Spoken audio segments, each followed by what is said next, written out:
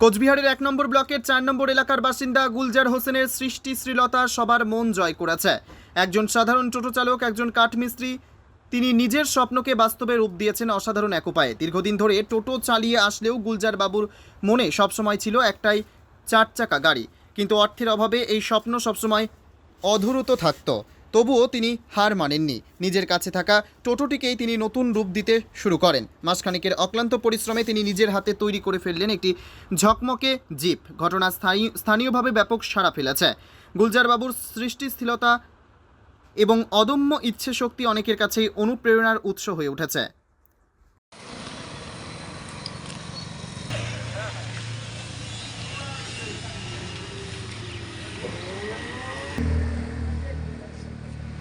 গাড়িটি বানিয়েছেন, মানে গাড়িটির মধ্যে কি কি সমস্ত সুবিধা রেখেছেন আপনি, কি বলবেন এই বিষয়ে?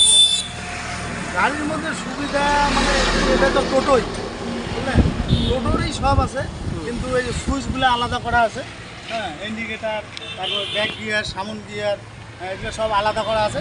সামনে একটা ডিগ্গি আছে, হ্যাঁ, এই যে সামনে ডিগ্গি আছে। মনে করো ধরো এটার মধ্যে বাজার ঘাট করার সময়, হ্যাঁ, বাজার ঘাট করার সময় বাজার টাজার নেওয়ার জন্য সামনে ডিগ্গি আছে।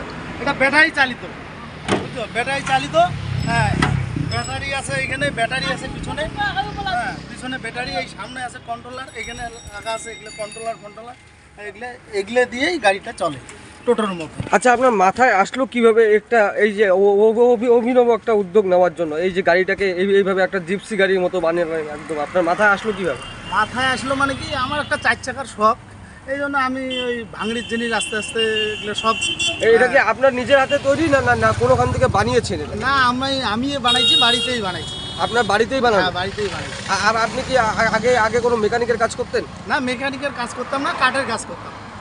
ওনার একটা অভিনব প্রয়াস, একটা গাড়িকে হচ্ছে একটা টোটোকে একদম হচ্ছে জিপসি গাড়ির মতো বানানো, কি বলবেন এই বিষয়ে? বিষয় এটা মানে একটা ভাবনার বাইরে। আমার পাশে গুলজার আলী, চান্নাং বাজারে বাড়ি, ও কাঠমিস্ত্রি কাজ করে। ওর মাথায় যে এত সুন্দর একটা বুদ্ধি এসেছে, যেভাবে ও গাড়িটাকে তৈরি করছে, আমি অবাক দেখে যে ওর একদম মানে বাস্তবে আমার কোনো কথা আসতেছে না যে ওই এই বয়সে, এতটুকু ছেলে এই বয়সে যে এইরকম একটা প্রতিভা বাইর করবে যেটা জিপসি গাড়ির মতন, একদম অবাক আমরা সবাই 4 নম্বর বাড়ি।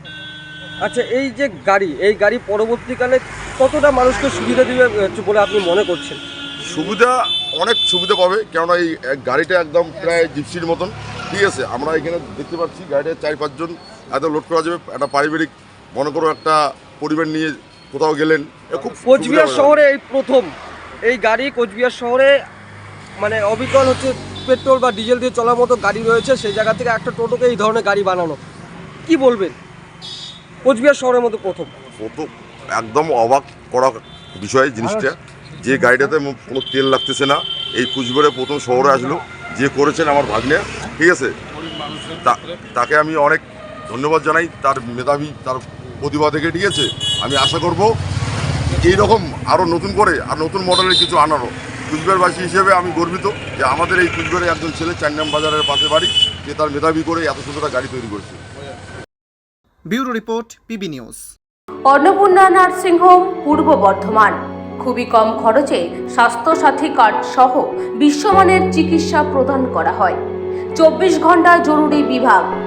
ঠিকানা Garmor NH2, Nababhat Uttara bus stand. যোগাযোগ করুন 7908978011 এই নম্বরে।